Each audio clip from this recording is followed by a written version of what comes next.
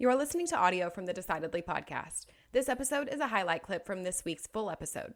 To listen in on the complete conversation, see the show notes for the link to the complete show. You can help us out by leaving us a 5-star review wherever you listen to podcasts. We appreciate every bit of your support. I'm Morgan McKittrick, your producer, and this is Decidedly.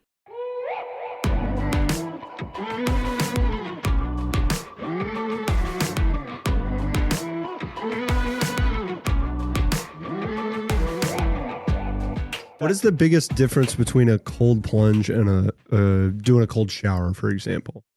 It's the full body immersion is the major factor. You know, a shower is going to give you kind of this shot of adrenaline.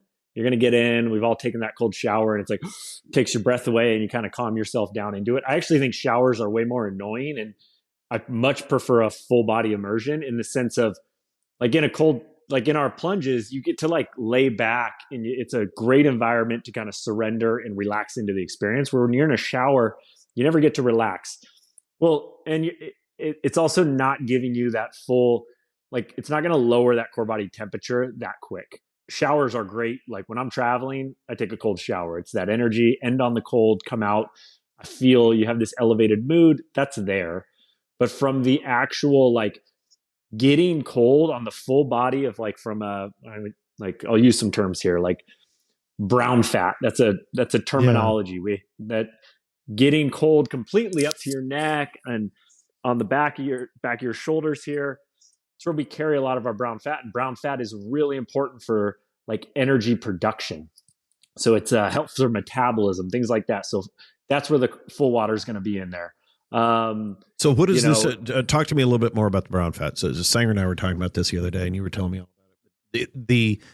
Is the cold water having a positive impact on brown fat, or is it moving different fat cells into that zone of becoming brown fat, or what is happening in that area? Yeah, it's the term is it's browning the fat. And so in our bodies, we have two types of fat. We have a white fat and a brown fat. White fat's kind of the fat that we usually term just fat. It's energy storage. It's the fat that we carry around our body. It gets us bigger. Brown fat is something very common. We have an abundance of it as babies, as we grow. And brown fat is energy production. This is like when you have a high metabolism, it's a good source of brown fat. Or when you're responding better to cold temperatures, it's a good signal of like brown fat within the body. Well, getting cold has been shown to increase our levels of brown fat within the body. And Dr. Susanna Soyberg, who's a phenomenal researcher in this area, she's the one that's really demonstrated this from cold plunging and brown fat. So that's like that's the big one. And you really need to be full body submersion for that. And that would increase energy in the body, or your ability to put forth energy if you have an increase in brown fat? Correct. It's helped with like glucose levels and diabetes. They've actually shown studies. I would assume improve or increase metabolism. Yes, that's at the core of it. That's what it is. That is what it is doing, is increasing metabolism. They've shown also through lowering sugar intake and increasing brown fat, or i.e. getting cold. They had an awesome study, I believe it was out of Denmark, of reduction of cancer tumors within the body, to the point that this study recommended this as a modality in cancer treatment. So it was lowering sugar, which was a key part of the study, and getting cold. So again, and that was more at the increased brown production within the body. So that's a huge one. That's a major benefit. I think you can also control the temp. It's a factor. You know, with a shower, you never quite know what the temp that you're getting in at. It's Russian roulette of wherever you're at and what the cold is. And it's like a specific spot in the body, as opposed to me, the core of it, like when you get into the experience of it, you actually it's really just breath. Like you come in, you're going to get a very shallow breath. It's going to take it away. Yeah. And you want to be able to send the signal to your body, I'm okay. And you just start getting deeper and deeper breaths, and you will feel your system calm down. In a shower, I find it personally very challenging to get that long exhales going on, right, and get that more calm experience, because it's a very specific spot in the body. You might move, you can't really relax into the experience. So I find that to be, and tip of the cap to those in the shower that can do that. for me, I struggle mightily with being able to relax in the shower itself. Yeah, no, it's tough. I kind of get that feeling. I'll get there. I'll turn it on. Water's freezing cold in the wintertime, hitting my chest. Boom, boom, boom, boom, boom. Okay.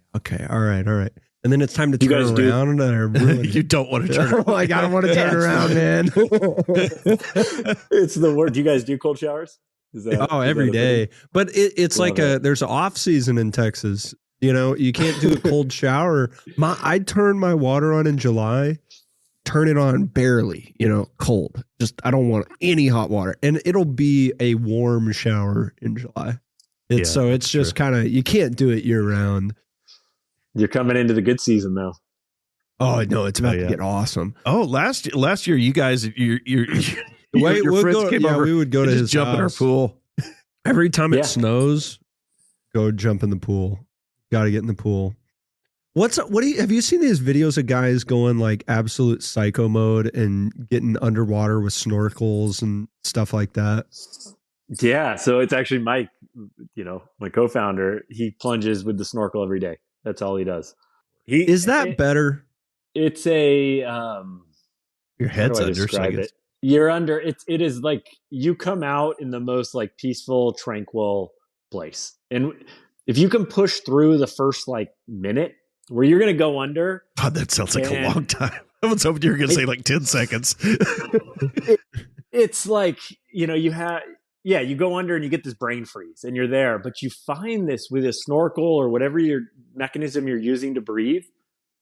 There's nowhere to go but the in and out. Like it's just so, it's already with your head out, it's already easy to focus on your breath. But then when you go under, there's nowhere to go except your breath. Like that's all that exists. And so you get this space and you can kind of hit this rhythm that you're just full peace. And there's no sound. I recommend if you're going to use the snorkel, if you're using one of our units, it's like unplug it. Obviously I would raise it up even a few degrees than your normal plunge temperature because going under, it's going to feel that much colder. Yeah. So there's ways to optimize for this, but what are the benefits of that? Really, it's just it makes you feel incredible. I don't know what it's, I don't know what science is pulling back on this, but it's people are just coming back with an extra big smile. I can accept that answer, Ryan, because I was talking to a guy who was saying, "Oh, that's crazy. There's no like extra science on that. You're freezing your brain." And then I thought, again, not a scientist, I go, yeah, but it's probably just cooler, no pun intended. It's probably just more fun. Well, I think there's a lot of it to those things that inherently don't feel good or usually good for you. It doesn't feel good to go exercise if you haven't exercised. It doesn't feel good to eat broccoli. It doesn't feel good to get in the cold water. Sauna doesn't feel good after a couple minutes in there. A lot of these things are, there's obviously, stupid.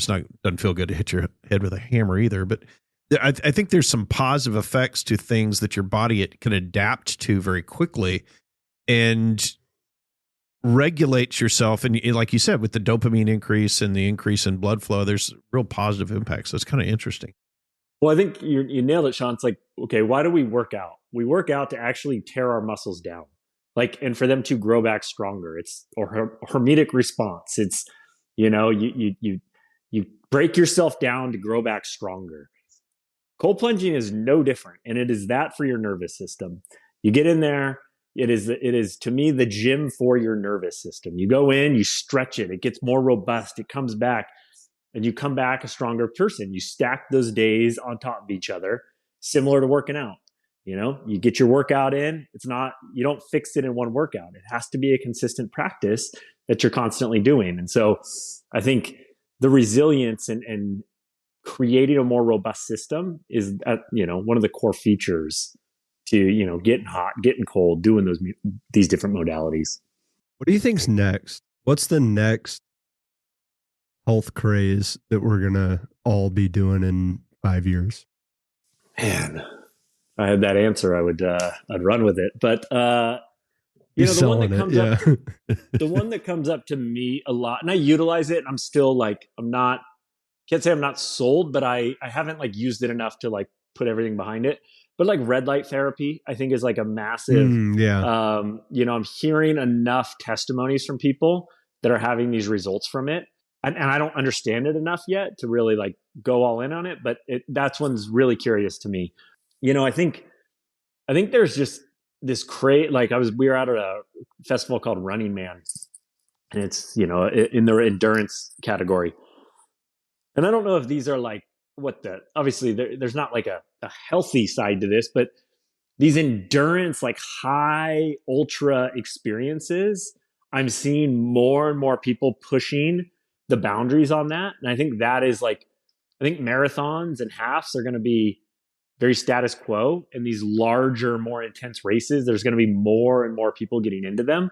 And I think that's just there's this new world of people wanting to do it just for the sake of I was able to do that. That's an interesting analogy, kind of pushing the limit with marathons or triathlons of sort of depleting the comfort out of your body temporarily, like you would with a cold plunge.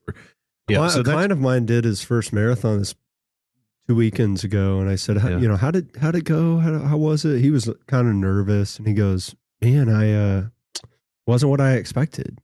I go, what do you mean? He goes, I thought I would suffer more. He wanted it to suck more than it did. Yeah. He was like, well, I thought I was going to be dragging myself across the finish line. Well, there is that really sort of euphoric feeling at the end of a marathon after you push through the tiredness part where you've got this rush of feelings. And that must be a lot of the same coming out of a cold plunge or coming out of sauna. It's got to be a lot cooler if you do 100 miles. Well, yeah. And it's a smaller subset of people who can do that. And exactly. Is that going to be for everyone? No, but there is something to it. Like where I live in Northern California, and the area that I live in is the foothills of between Tahoe and Sacramento. Anyways, there's this race called Western Trail. It's a 100-mile race. It goes down from Squaw Valley down into Auburn, California. It's 100 miles. Basically, people run it. It's like a full day. You're running through the night. You're coming down the mountains. Well, it's really cool to go to the finish line. It's like people cross the finish line and they're space cadets. Like these humans are coming across with faces that's they're in a totally different plane. And there's something to that of just the experience of what does that feel like? I don't know if you guys follow, I'm not huge in the endurance world, but there's this race called, and it's called the last man running or last person running. Oh yeah. And they just run until someone stops running. 3 people all got over. They came down to the end over 420 miles. And no one's even ever singularly gone that far. It's days. These cats were running for days on days. I think the winner ended up at 450 miles. Anyways, it's this, the 4-minute mile was the thing. And now it's these endurance and these ultras are becoming more and more I'm seeing this culture that's growing of people that are just doing it for the sake of because I can and I want to is it and I think there's something cool to that. I think this resilience community that's growing out of these different subsects, and I'm seeing it a ton in the endurance space.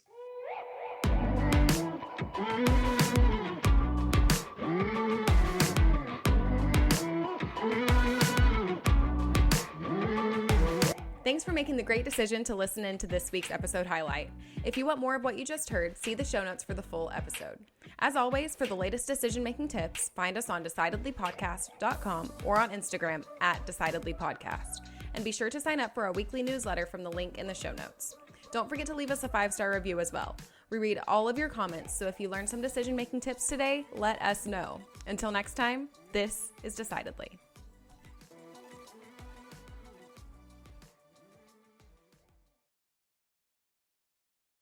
Insights, advice, and comments provided by Shawn Smith, Sanger Smith, and speakers identified as part of the Decidedly podcast should not be considered recommendations. Speakers not identified as members of Decidedly are expressing their opinion, and their statements should not be construed as reflecting the views of the Decidedly team. This podcast is produced solely for informational purposes, not personalized advice.